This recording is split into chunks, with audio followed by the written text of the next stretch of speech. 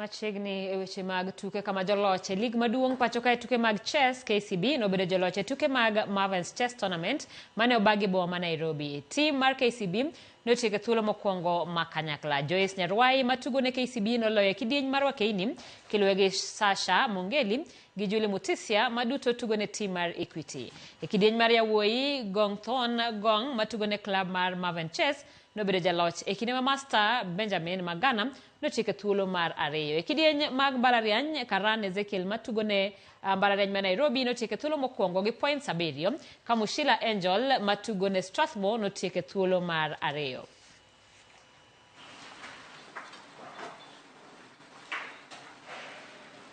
So we've tried to revamp the team. Last season we didn't have a very good league season.